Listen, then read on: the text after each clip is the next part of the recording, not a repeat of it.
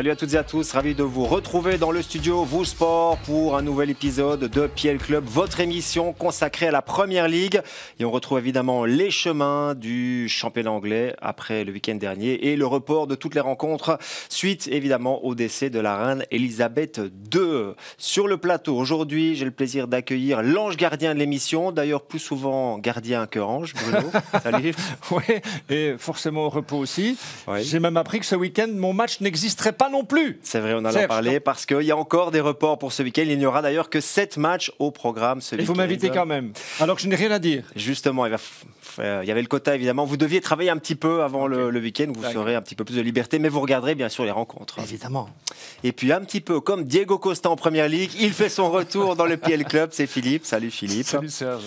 Diego Costa est de retour. C'est quand même une des nouvelles de la semaine. C'est quand même un des plus grands attaquants de la Première Ligue sur les 10 dernières années. Il est arrivé en 2014 à Chelsea. Il faut expliquer que c'est parce qu'il n'avait plus de club, plus de contrat, que ça permet encore de recruter quelqu'un en dehors de la zone de transfert habituelle. Donc la surprise, ce serait qu'il fasse une saison aussi extraordinaire que ce qu'il a fait par le passé. En tout cas, Wolverhampton a utilisé les grands moyens pour annoncer son arrivée du côté de Molineux avec ceci.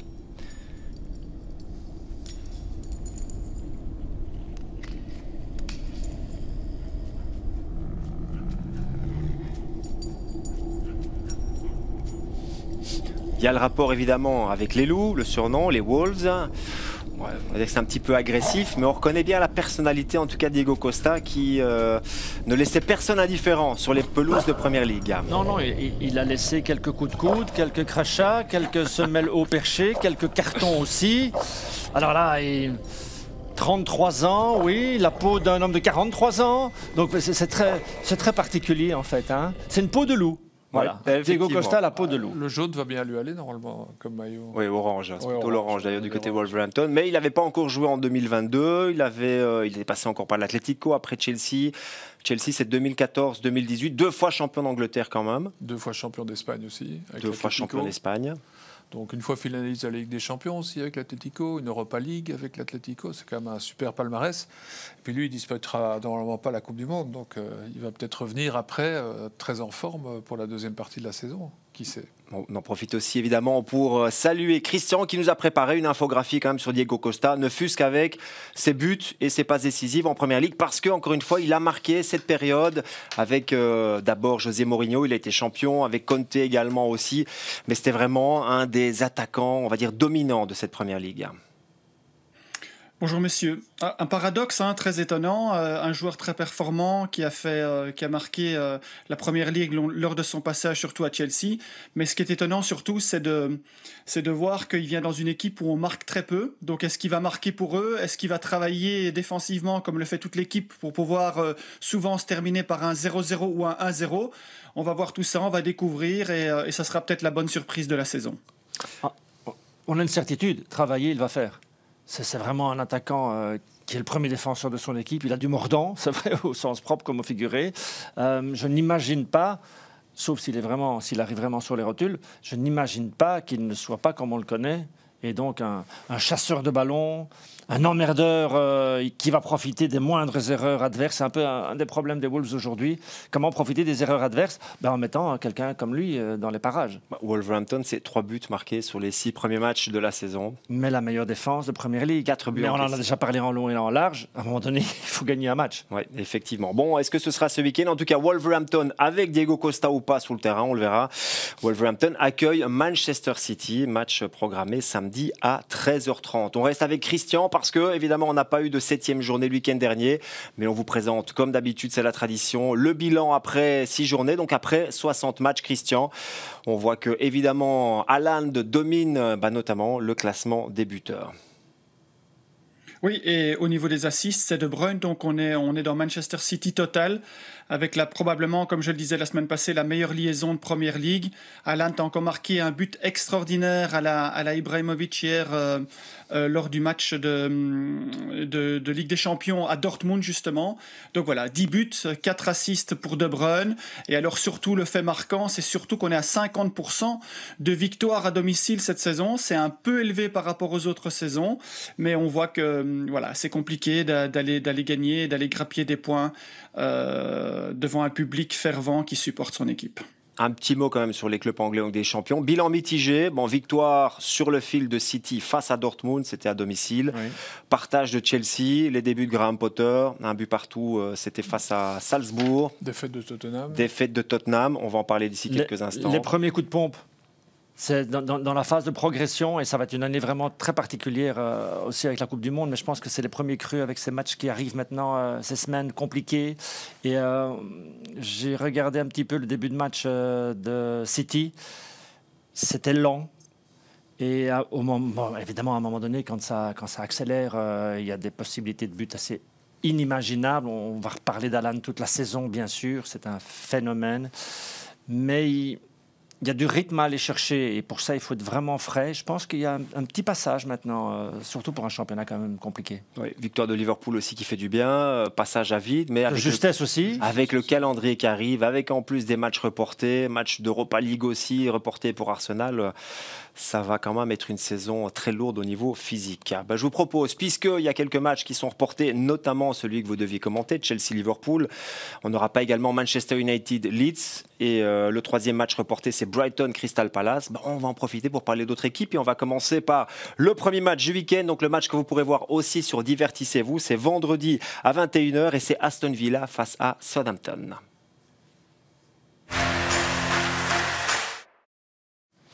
Aston Villa, 17e avec 4 points. Début de saison compliqué, même très décevant de la part des Villains. Southampton pointe à la 12e place avec 7 unités. Vu le programme, c'est plutôt un bon bilan pour les Saints.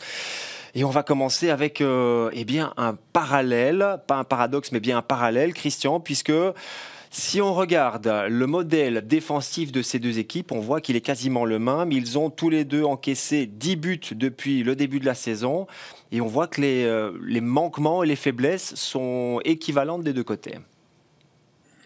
10 buts encaissés, c'est beaucoup. Il y a 3 points de différence parce que Southampton a réussi à profiter d'un aspect offensif un peu plus percutant. Mais vous le voyez, donc j'ai choisi en violet pour Aston Villa et puis en rose un peu plus foncé pour Southampton. C'est le même nombre de buts encaissés sur jeu dominant placé. Il y a un but sur jeu rapide pour Southampton. Mais alors il y a un but pour Aston Villa. Au niveau des phases arrêtées, c'est la même chose, sauf que c'est partagé entre des phases arrêtées sans penalty et penalty. Donc on est exactement dans la même configuration, dans la même efficacité défensive.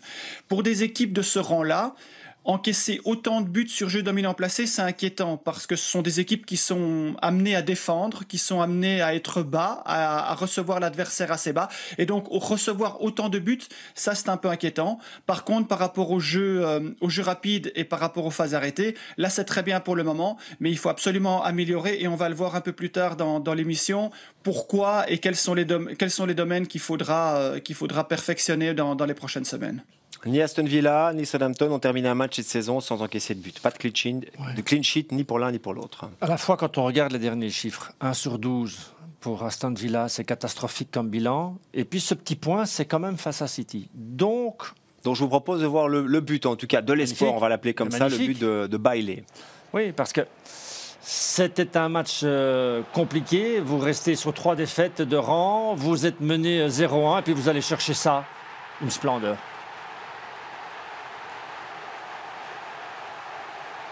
Quel exploit faut-il réaliser pour marquer un but à cette équipe? Une équipe très décevante parce qu'il y avait d'autres ambitions que d'être à la 17e place après 6 journées. Il y a quand même eu l'arrivée de Coutinho, c'était au mercato d'hiver, mais transféré définitivement. Il y a quand même des joueurs de qualité. Il y a Watkins, il y a Buendia, Coutinho, il n'a pas encore marqué. Ings, c'est un petit but.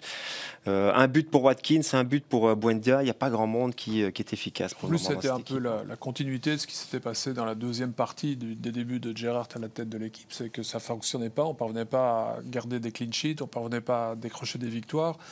Coutinho, on en entendait beaucoup, finalement ça s'est quand même fort étiolé depuis le début de la saison, il est passé sur le banc, il est plus titulaire, donc il y a quand même beaucoup de soucis, surtout au niveau offensif je trouve, du côté d'Aston Villa. C'est vrai que ce but est magnifique, mais ça fait 1 point sur 12 par rapport au concret, donc il faudra trouver des moyens de prendre des points.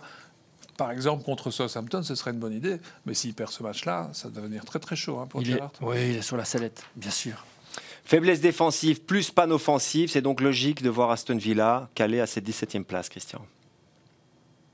Oh, c'est très mauvais pour le moment, hein, avec 5 buts marqués et une seule victoire. Le modèle offensif est vraiment très faible dans tous les domaines. Il y a un petit sursaut sur le jeu dominant rapide, mais tout le reste, jeu dominant placé, le jeu direct, la phase arrêtée, il n'y a même pas la possibilité de provoquer un penalty.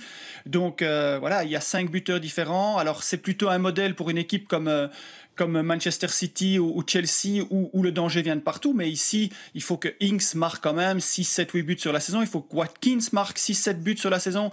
Il faut que Buendia, qui a quand même été transféré pour presque 30 millions en venant de Norwich la saison passée, qui doit aussi marquer des buts. Il y a Bailey qui est un peu, voilà, on l'a vu avec ce magnifique but, mais c'est beaucoup, beaucoup trop faible pour le moment. Et quand ça devient faible chez tous les joueurs de manière individuelle, alors on peut se poser des questions sur la conception tactique, la conception collective. Quels sont les moyens pour y arriver? Et pour le moment, on ne voit pas de modèle qui ressort, qui va leur permettre de sortir de cette zone un peu difficile. Alors je mettrai un petit bémol quand même, c'est la deuxième mi-temps qu'ils ont fait contre Manchester City où ils marquent ce but-là. Il y en a un autre qui est annulé, on n'a toujours pas compris pourquoi il était annulé. Ils auraient pu remporter ce match en fait. Et ils ont pas mal joué en deuxième mi-temps. En tout cas, ils ont pris l'initiative, ce qui faisait très peu dans les autres rencontres. Et comme c'était contre City, il y a une lueur d'espoir en tout cas, mais il faudra la confirmer. C'était peut-être le déclic, mais comme le dit Philippe, il faut confirmer parce que face aux concurrents directs dans cette zone de deuxième moitié du classement, Aston Villa a bien des difficultés, contrairement à Southampton qui par exemple a battu Chelsea. Donc Southampton, c'est une équipe qui peut faire de temps en temps des exploits. À Aston Villa, on n'a pas l'impression que ce soit le cas. Oui, ils sont coutumiers du fait. Hein. Southampton, ils ont souvent ils ont perturbé Liverpool. À un certain moment, ils ont perturbé d'autres équipes importantes. Mais là, contre les concurrents directs, Aston Villa va devoir se ressaisir parce que, comme vous le voyez dans l'encadré, ce sont toutes des équipes contre qui ils ont déjà joué. Ça va être des matchs très importants parce que je les vois mal quand même gagner et prendre beaucoup de points contre la première partie du classement. Et là, ben voilà, c'est 4 matchs contre des concurrents directs, c'est 3 défaites et une victoire contre Everton, qui n'est pas non plus l'équipe en super forme. Il faudra beaucoup mieux pour s'en sortir cette saison. Alors, on a fait la comparaison défensive. On voit que ces deux équipes encaissent, on va dire, quasiment dans les mêmes secteurs. Mais là, vous avez voulu pointer peut-être l'élément qui sera déterminant dans ce duel, Christian, c'est la bataille sur les flancs. Parce que, on va commencer avec Aston Villa, c'est une équipe qui a pas mal de faiblesses lorsque l'adversaire centre. 8 buts de plein jeu, 6 buts encaissés sur centre. Il y a manifestement un problème très important et c'est la conséquence en fait, on l'a vu dans l'infographie précédente, enfin au début, avec les 7 buts encaissés sur jeu dominant placé. Ça veut dire que le bloc équipe est bas. Si le bloc équipe est bas, on laisse venir l'adversaire très haut, et si en plus il passe par les flancs et qu'il parvient à donner des centres comme on le voit sur l'infographie, alors cette équipe est en difficulté. Ils ont encaissé beaucoup de buts dans le petit rectangle, je crois que c'est 5, c'est beaucoup trop. Il faut absolument jouer un cran plus haut, il faut avoir un modèle de jeu défensif beaucoup plus performant. Voilà, il y a un centre qui est dans le dos de la défense et il y a quelqu'un qui vient se positionner, il n'y a pas de couverture à l'opposé, il y a chaque fois des dédoublements, un centre qui vient et il se retrouve dans le petit rectangle pour pouvoir terminer l'action. C'est beaucoup trop facile pour l'adversaire, et si il n'y a pas cette possibilité de repousser l'adversaire un peu plus haut et de les faire un peu passer par l'axe, parce que c'est quand même plus difficile de passer par l'axe que de passer par les flancs, ils vont être en difficulté jusqu'à la fin de la saison. Alors, ce que dit Christian là, c'est des stats de relégables. Hein. Sur une saison, si vous ne changez pas ça, on a l'impression qu'on a un millefeuille qui s'écroule de plus en plus. Ça veut dire que vos attaquants ne défendent pas, que votre entrejeu ne récupère pas, que vous vous retrouvez avec une ligne défensive qui est sur les talons. C'est un immense problème sur le long terme si ça perdure. Christian ? Oui, j'ai fait une comparaison, j'ai été voir à quel niveau était Norwich au même moment de la saison. Norwich n'avait encaissé que 6 buts sur jeu dominant placé, alors qu'ils en ont encaissé 39 la saison passée. Donc ils étaient les premiers relégables, ils étaient les derniers au classement, et donc c'était dans ce genre de situation-là, avec beaucoup de buts encaissés par les flancs, beaucoup de buts encaissés sur jeu dominant placé, et beaucoup de buts encaissés sur les centres. Donc ils sont exactement en fait dans les pas et dans l'ombre de Norwich de l'année passée, pour arriver au même résultat. C'est pour ça que le coach est en gros problème aujourd'hui, s'il n'a pas cette solution-là. Même s'il s'appelle Steven Gerrard. Mais bien sûr, en Première Ligue. Il y a Thomas Tuchel qui gagne la Ligue des Champions et qu'on jette comme un malpropre. Il n'y a pas de problème. Et ce n'est pas des experts qui les virent. Hein. C'est des experts financiers, ce n'est pas des experts On en reparlera un jour, du 4-3-3. Du 4-4-3. Ou du 4-4-3. Voilà, comment veut jouer le propriétaire de Chelsea en 4-4-3, donc avec un gardien volant. Exactement. Bon, pour revenir sur cette rencontre, on pense que ce sera une bataille des flancs, Christian, parce que les faiblesses sur les centres, notamment du côté d'Aston Villa, on les retrouve aussi du côté de Southampton. Oui, étonnamment aussi parce que c'est une équipe qui aime bien procéder par reconversion rapide offensivement. Donc il faut pour ça un bloc équipe qui est bas. Mais quand le bloc équipe est bas, il faut pouvoir être solide défensivement. Or, ils ne le sont pas non plus.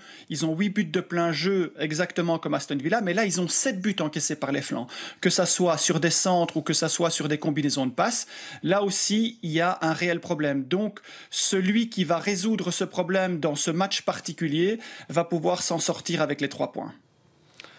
Oui, les flancs et les centres, la même constatation aussi. Celui qui va réussir à justement alimenter les 16 mètres, joindre les finisseurs dans le rectangle, risque quand même d'aller chercher le meilleur résultat. Et là, les Southampton à Ward-Prowse. Oui, c'est quand même une vraie lumière sur ces pelouses. Même si Romeo Lavia ne sera pas là, ça c'est une petite déception. Il est blessé parce qu'il avait fait un très bon début de championnat. Christian, donc la même chose aussi. Les centres du côté de Southampton en faiblesse défensive. Oui, c'est exact, Serge. Là, ils ont un peu moins de buts encaissés sur centre, mais il y en a quand même 5. Donc, on voit exactement le même modèle, les mêmes carences, la même problématique. Là où j'ai un peu plus d'espoir pour Southampton, c'est que Southampton est une équipe qui va marquer cette saison des buts sur reconversion rapide. Ils l'ont toujours fait avec Hasenhüttl. Et surtout, ils vont marquer un peu plus que maintenant sur phase arrêtée, mais ils vont marquer des buts avec Ward-Prowse, avec des coups francs directs, avec des corners qui sont bien distillés. Et là, je pense qu'ils ont un petit avantage sur Aston Villa au niveau offensif. Là, on revoit les buts. Ça, c'était lors de la première journée. Voilà, c'était la grosse défaite de Southampton. De mémoire, ils avaient perdu 4-1. Oui. Depuis, ils ont quand même réussi à grappiller des points, avoir des performances correctes. Oui, battu de justesse par Manchester United 0-1. Mais à chaque fois, Southampton est en tout cas, on va dire, dans le combat. Oui, ils sont assez paradoxaux. C'est très difficile d'avoir un pronostic. Quand on voit le premier match contre Tottenham, on se dit que ça va être très très compliqué cette saison pour eux. Et puis derrière, ils reviennent à 2-2 contre Leeds alors qu'ils sont menés 0-2. Leeds fait un bon début de saison, donc c'était un match qui était référence. Ils ont battu Leicester, bon, on va considérer que c'est normal. Ils battent Chelsea, ils font un très bon match contre Manchester United. Ils n'auraient pas mérité de perdre ce match-là, mais d'un autre côté, ils perdent chez les Wolves et ils ont un seul tir cadré sur la rencontre. Donc c'est très inégal tout le temps. On a du mal à se faire une idée exactement de cette équipe qui paraît à la fois très faible par moment et aussi très surprenante à d'autres. Il nous est déjà arrivé de dire que c'est la dernière chance d'Hasenhüttl. Oui, et c'était la dernière chance qui offrait une victoire et ça repartait pour un tour. Donc c'est une équipe qui reste un peu surprenante. Oui, effectivement.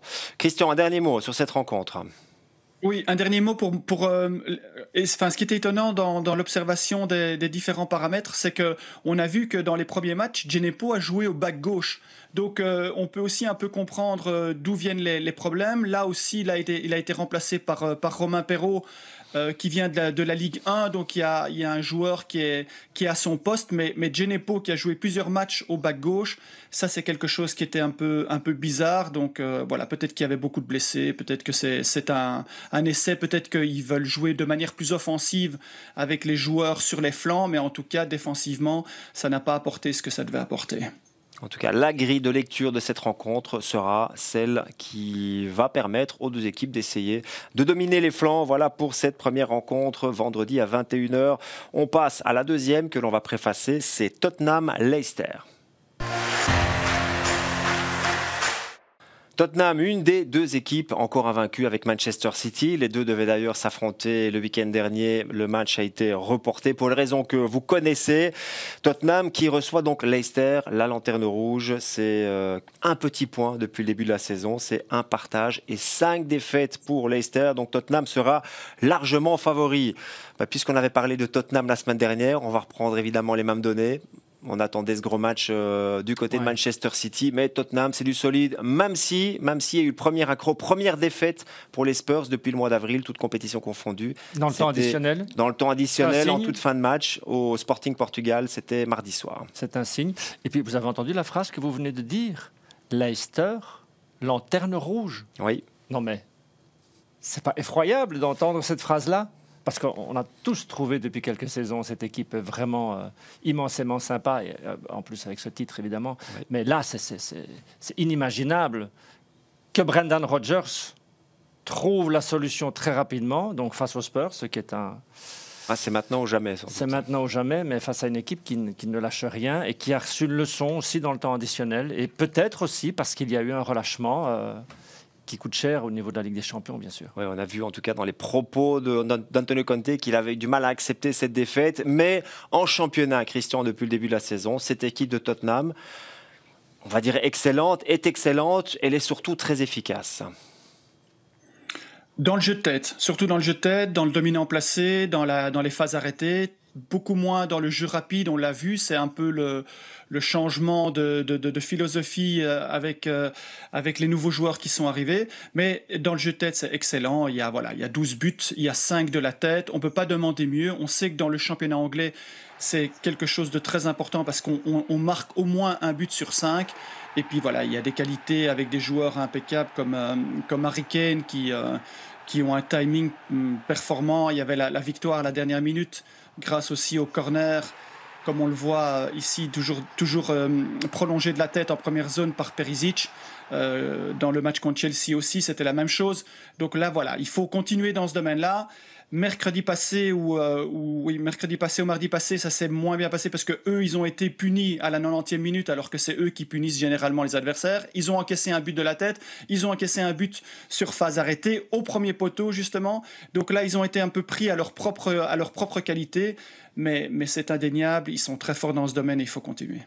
Christian, quand vous dites ça va un peu moins vite, c'est pour ça qu'on voit un peu moins Heung-min Son cette saison, alors qu'il a tellement éclaboussé, par exemple, la saison dernière.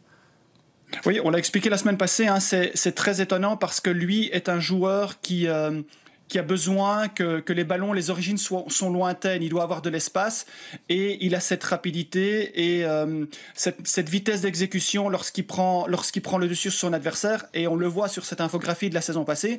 Il y avait 17 buts dans cette zone rouge où l'origine venait donc de très loin et permettait à Heung-min Son de marquer puisqu'il a été 9 fois décisif sur ces 17 buts-là. Or, cette saison, on va le voir dans l'infographie suivante, cette saison, il n'y a pas de buts qui viennent de cette origine-là. Donc ça veut dire qu'on se dépose beaucoup plus haut de la deuxième zone, de cette première zone, et donc il participe pas, donc il n'a toujours pas marqué, et en Ligue des Champions il n'a de nouveau pas marqué, il a juste un petit assist cette saison, alors que c'était une machine qui tournait à plein régime la saison passée. Aujourd'hui on se prive des qualités d'une machine. Alors Jean-François l'évoquait la semaine passée, c'est sûr que dans des matchs de haut niveau, ou par exemple le match contre Manchester City qui devait avoir lieu, c'est sûr probablement qu'on pouvait utiliser ces reconversions rapides et Heung-min Son, mais là pour le moment on le voit que dans le modèle, c'est une machine qui est un peu, mise au placard pour le moment et j'espère de tout cœur qu'ils vont réutiliser cette force. Heung-min Son, un petit peu victime aussi de l'arrivée de Kulusevski en janvier dernier, de Richarlison, Perisic aussi sur le flanc gauche. Ça change un petit peu la donne, mais ça met de la concurrence en plus. Oui, mais l'infographie qu'on vient de voir, elle est très très claire et donc. Et on peut imaginer que face à Leicester, c'est une équipe qui va aussi jouer de manière dominante, qui va pas vouloir jouer en contre. Normalement, à domicile face à Leicester. Il faut déjà voir surtout comment va jouer Leicester. Si Leicester est vraiment sur les talons aujourd'hui, alors là, ils vont s'exposer de manière incroyable. Hein.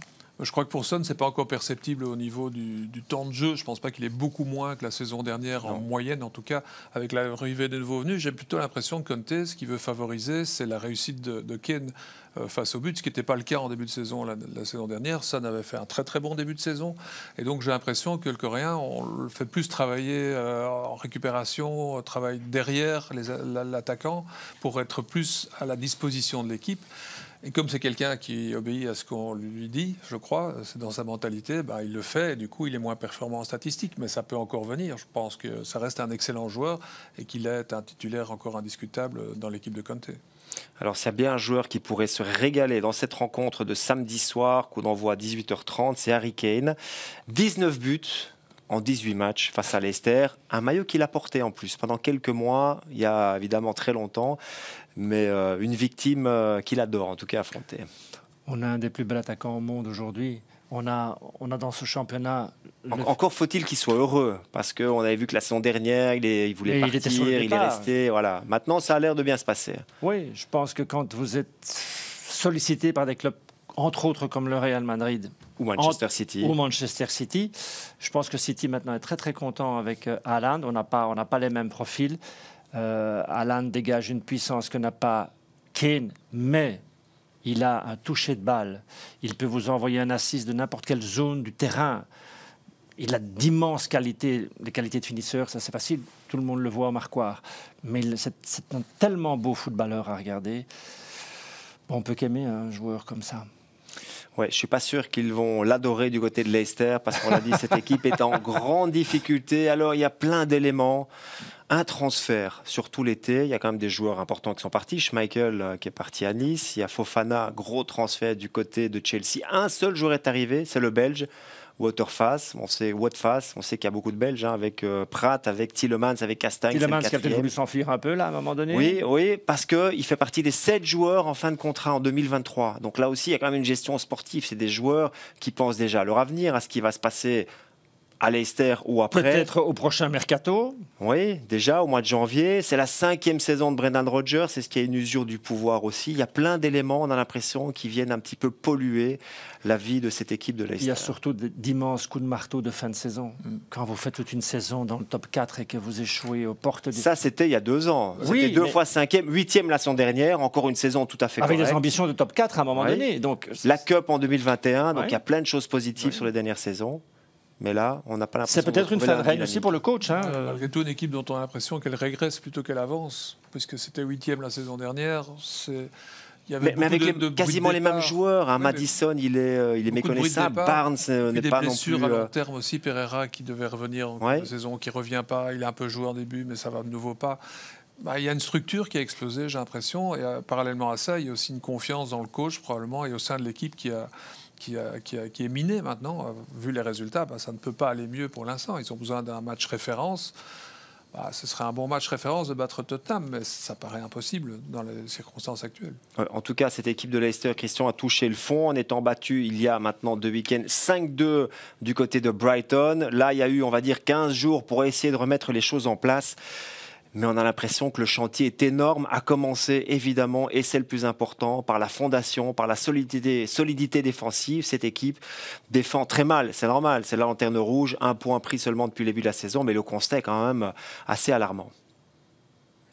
Ben, c'est un constat qu'on a pu faire avec Brendan Rodgers dans les clubs précédents où il est passé, même quand il est passé au Celtic de Glasgow, mais là où c'était différent parce qu'il y avait qu'une équipe qui survolait le championnat. Avec lui, c'est toujours un peu, comme disent les Américains qui sont partout, c'est close but no cigar. C'est toujours tout juste, mais à la fin, on n'a pas la possibilité d'obtenir quelque chose de favorable, malgré qu'il y a un travail, malgré que probablement c'est quelqu'un qui est dévoué. Mais là, maintenant, on est dans cette fameuse année où avec lui, où ça se dégrade complètement. Et là, ça se dégrade défensivement. Que ça se dégrade offensivement, on peut comprendre. Il y a des moments où c'est plus compliqué. Mais déjà, la saison passée, le nombre de buts encaissés sur phase arrêtée, le nombre de buts encaissés sur corner, je crois que c'était 12 ou 14.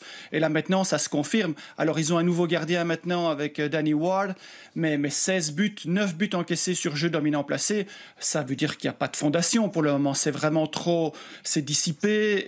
Et voilà, ils sont enfoncés tout le temps. Alors là, maintenant, il va falloir réagir fortement parce que sinon, ils ne pourront pas éviter la relégation. Les problèmes de visa de Waterface sont réglés. Ils pourraient jouer ce week-end. C'est Ndidi qui avait joué dans l'axe. Alors, ils sont sauvés. Ils sont sauvés. Pourquoi pas? Est-ce de l'ironie? Il a une belle carte à jouer. Il a une belle carte à jouer, effectivement. Ça va être compliqué. Il aura du boulot, ça c'est certain, surtout face à Tottenham. C'est le seul transfert de l'été, donc il va devoir jouer. Soyuncu, on n'entend plus parler. Je pense qu'il est un petit peu blessé aussi. C'est Ndidi qui avait joué avec Evans. Evans, qui est quand même aussi vieillissant. Donc, il y a quand même... Vardy joue toujours là? Vardy joue toujours. Il était sur le banc pour le dernier match, mais effectivement, 35 ans et il a de plus No en plus party, de mal. no Vardy, vous vous souvenez, mais là non plus, il y a un mouvement qui s'opère. Il n'y a pas grand monde derrière pour le remplacer. Il y a Nacho, mais c'est pas toujours convaincant non plus. Ça grince un peu, ça coince un peu dans tous les domaines de cette équipe actuellement. Leicester avait pris 5 buts du côté de Brighton et on va revenir avec Christian là, sur les buts encaissés sur jeu dominant placé. On va en voir un parce que voilà, ça va commencer par ça. On se souvient aussi de ce match du côté de Chelsea où il jouait à 11 contre 10 et il perd 2-1 parce que notamment sur le deuxième but de, je crois que c'était Sterling, les 11 joueurs sont comme des plots sous le terrain, c'est rentré trop facilement. Ici, l'adversaire arrive quasiment jusque dans le rectangle adverse. Donc ça, c'est plutôt inquiétant pour l'aspect défensif, mais on vient de le dire, Vardy ne marque pas, no Vardy, no parti, parce que au point de vue offensif de l'attaque, c'est très compliqué aussi. Le jeu dominant n'est absolument pas présent alors que c'était une de leurs forces. La seule chose qui est positive pour le moment, et ils sont les meilleurs dans ce domaine, c'est qu'ils parviennent à profiter des mauvaises sorties de balles adverses. Et donc ils ont marqué 3 buts sur des reconversions rapides et c'est 3 fois l'adversaire qui essaye de sortir le ballon. Voilà, on le voit en vert, c'est bien clair, mais tout le reste, pas de pénalty provoqué, 2 buts seulement sur phase arrêtée, 1 but sur jeu dominant placé en 6 rencontres, 1 but sur jeu dominant placé.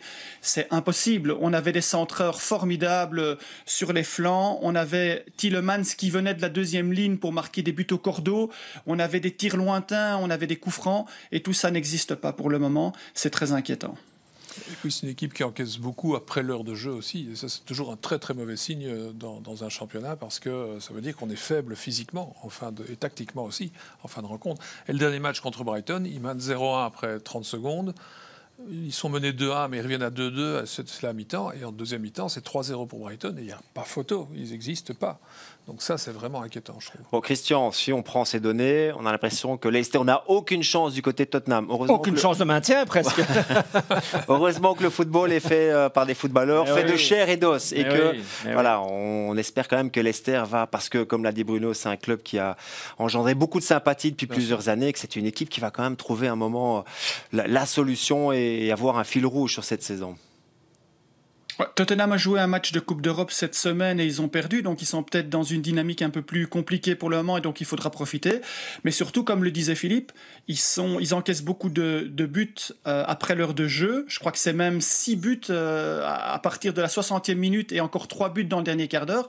Mais surtout, on se souvient que dans leur modèle, c'était eux qui étaient très très forts en deuxième mi-temps lorsqu'ils ont fait des performances. C'est eux qui parvenaient à revenir, c'est eux qui parvenaient à changer le cours du match dans cette dernière demi-heure et ce dernier quart d'heure. Et là, pour le moment, ils n'ont pas cette dynamique-là, c'est compliqué et ça va être sûrement compliqué à Tottenham ce week-end. Leicester, pour un petit miracle ou pas, du côté de Tottenham, c'est samedi à 18h30 sur VooSport World. Voilà pour les 2 rencontres préfacées. Il y a bien sûr d'autres rencontres à suivre ce week-end. Voici les rendez-vous, on le rappelle, 7 rencontres au lieu de 10. On en montrera 6 parce qu'il y en a 2 déjà vendredi soir à 20h55 et nous, on a choisi de diffuser Aston Villa Southampton. La suite. Jouera pas Diego Costa, affaire à suivre face à Haaland, à De Bruyne et à l'Armada. Guardiola. Les Magpies face à Bournemouth et puis ce match relativement attendu pour la réaction des Spurs face à Leicester. La suite dimanche avec Philippe. C'est léger dimanche, il n'y a que Brentford qui reçoit Arsenal qui doit se remettre quand même de sa léger, top of the league. Qui ne sera peut-être plus évidemment dimanche. On aurait dû avoir une grosse affiche en plus ce dimanche-là, mais on a quand même Everton-West Ham. Là aussi c'est intéressant, c'est l'occasion pour Everton d'un petit peu revenir dans le parcours. Oui, face à un West Ham qui joue en plus encore ce jeudi soir en Coupe d'Europe et qui ne vit pas un début de saison très serein. Il n'y en aura pas de match lundi non plus. Il n'y aura pas de match parce qu'il y aura le DO. Voilà, il n'y aura pas de PL Club non plus la semaine prochaine. Il y aura le DO lundi, bien sûr. Pas de PL Club parce que ce sera la trêve internationale. On ne travaille plus. Non. Vous parlez pour vous, Bruno. Mais on se retrouve évidemment après. On parlera à ce moment-là de la 9e journée parce qu'à partir justement du début octobre, on va là beaucoup travailler jusqu'à la Coupe du Monde. Bruno, ne vous inquiétez pas. Je serai frais comme un gardon. Exactement. Reposez-vous tant qu'il en est encore temps. Merci en tout cas à vous. Merci Bruno. Merci Philippe. Merci à Christian que l'on retrouvera, je crois, sur le plateau lorsque l'on reviendra pour parler de Première Ligue. On vous souhaite un excellent week-end de football, bien évidemment, et à très bientôt. Bye bye.